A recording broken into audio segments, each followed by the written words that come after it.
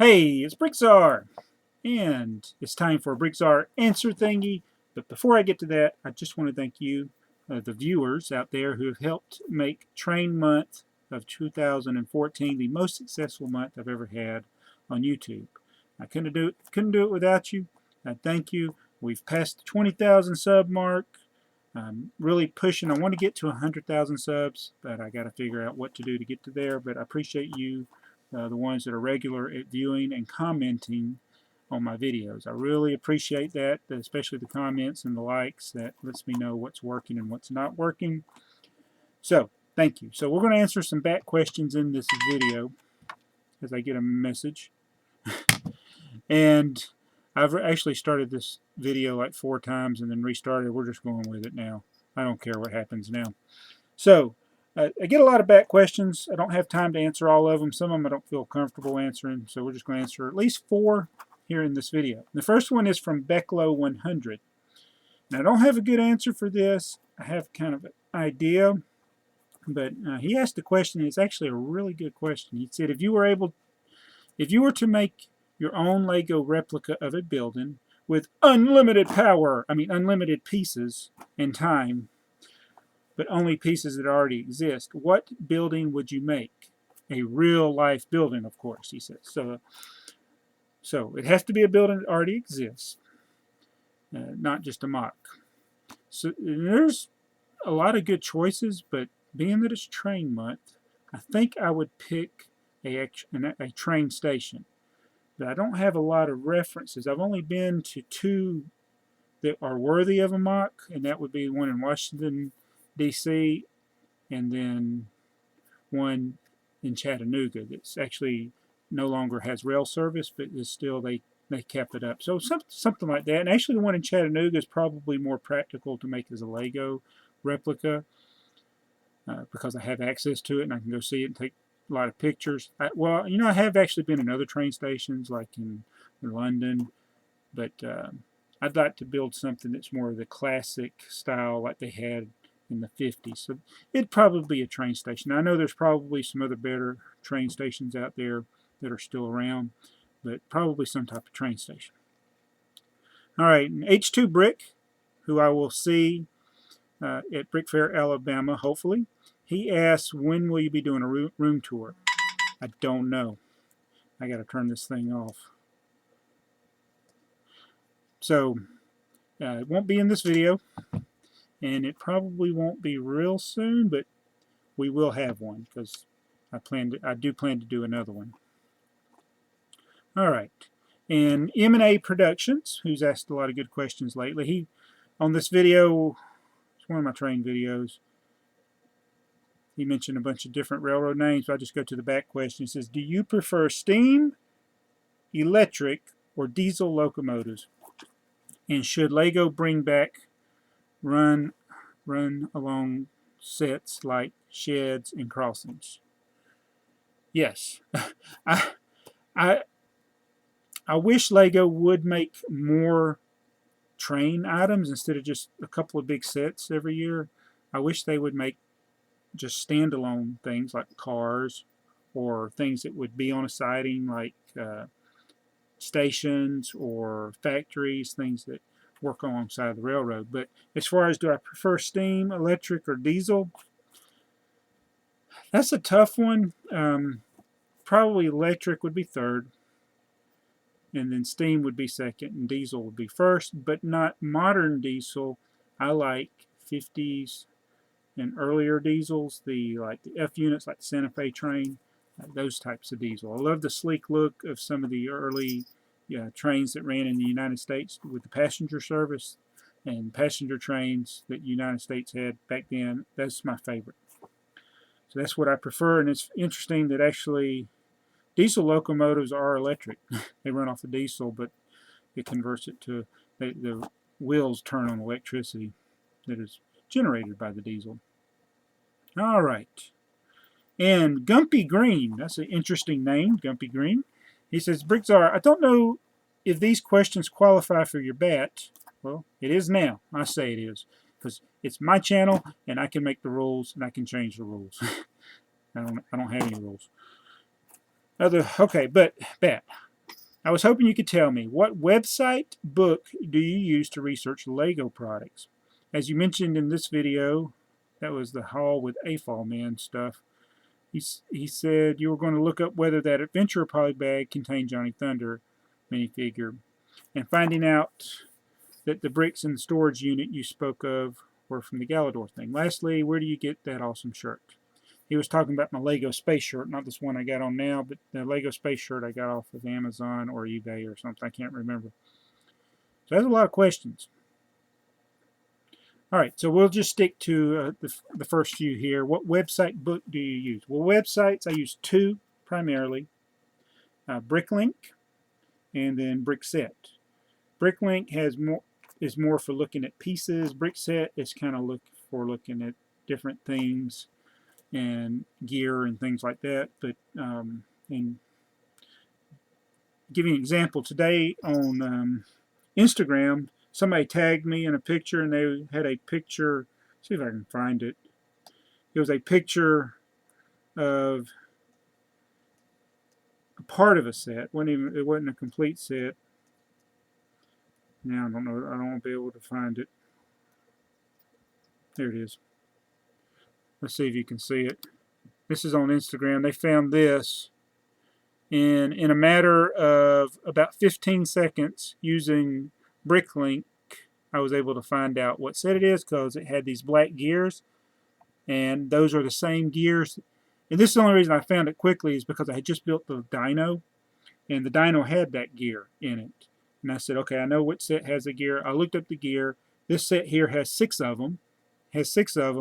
And there was only one set that had 6 of those gears, and it was the Gigamesh G60 Spybotic set. I actually used to own that set. I never built it though. So that was using BrickLink. But my favorite book is the Lego Collector Guide books. I actually can't find my used one right now. I had just used it last week.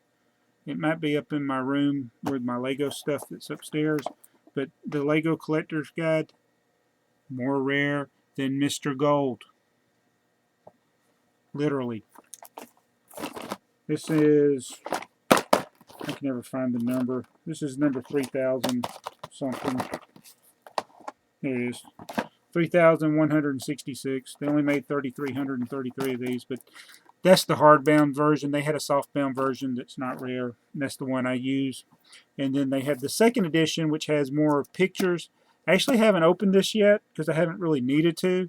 The first edition is the one I've used. It's getting dog-eared, and it doesn't have all the pictures of all the sets, but I don't really need them. And so I'll eventually, I was going to wait and see if they got another edition that came out. This came out in 2008, I think. No, 2011. And this one came out in, this one came out in 2008. They updated in 2011. So this one I have more pictures. But see, I'm only concerned about the old stuff, not so much the new stuff. And I like looking back at the old sets. So that's what I use. All right, and we'll do another one. Well, that's probably all I need. Oh, Hubby had a question. I like this question.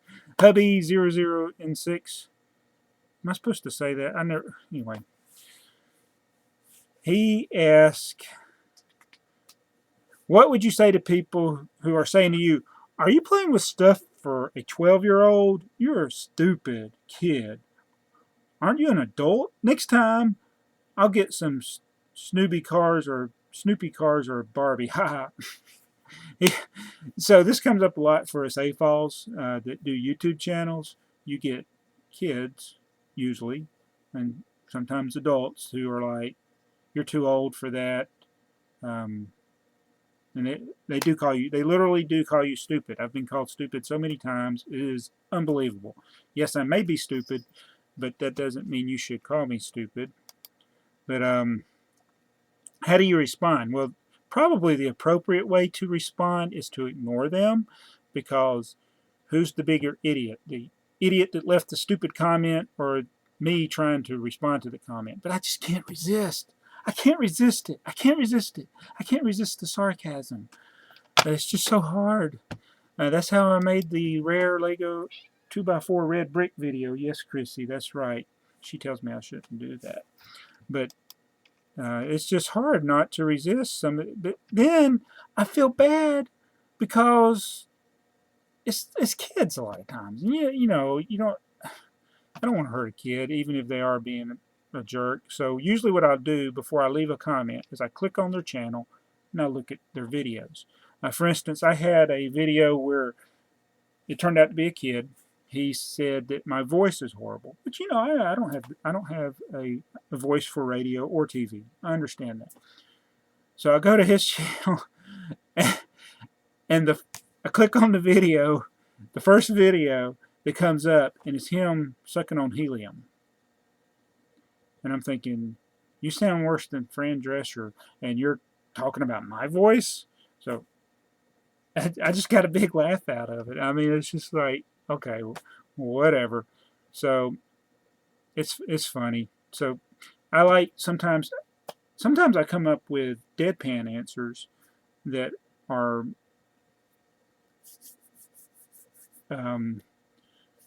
you got to read into them so people know if you've seen some of my comments. So anyway, take it with a grain of salt. I like to have fun with it, but really the proper thing to probably do is just ignore them and delete them.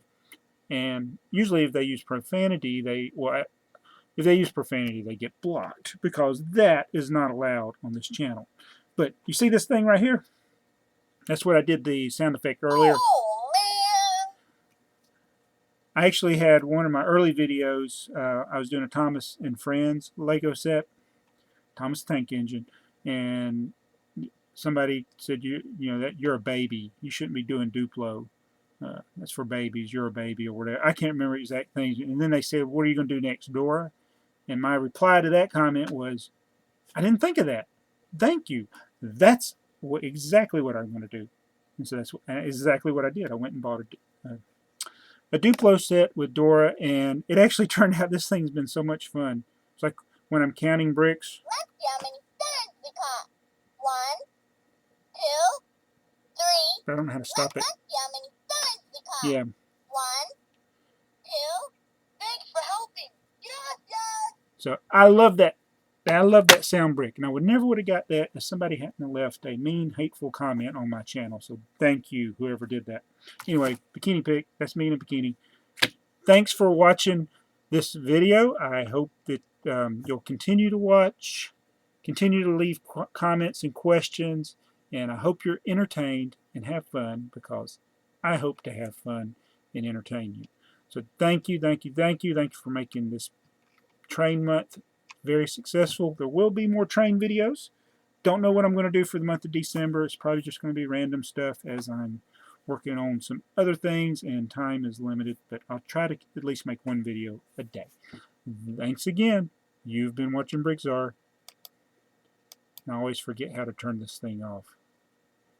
And then I start rambling. Is there anything else I should do? I don't know. I gotta check that message.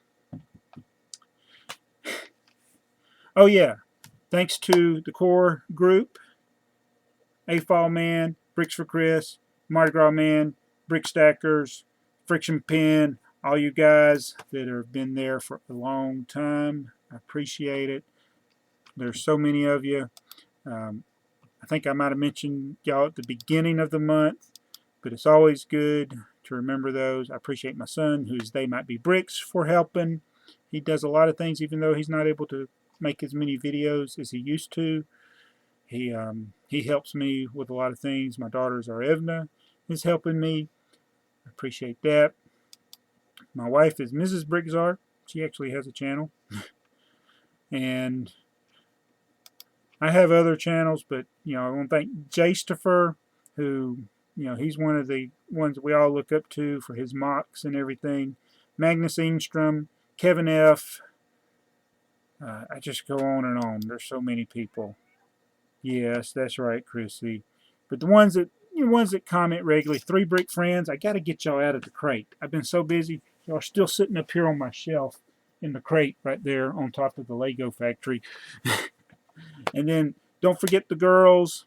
I know some of the girls have had to kind of Not you, Chrissy. Some of the girls haven't been able to do as much lately because of school and things. The young ones like Lanita Bricks and the girl in Australia. And then there's Brick Fam. Brick Designs is the girl in Australia. So, and then of course I don't want to forget H2 Bricks, Brick Logic Studios, Texas 132, David Bricks, Brick Adjuster, Elliott Productions, CD Brick Mix, the ones that ask the back questions that I answer. I try to mention as many people as I can.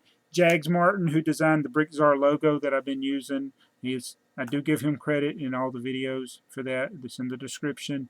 KMHH 1976, one of I think my very first subscriber. So almost 2 years. December 5th, 2014 will be 2 years for BrickTsar. Overall on YouTube, I'm going on 6 years. But anyway, thank you, and that will really end the video this time.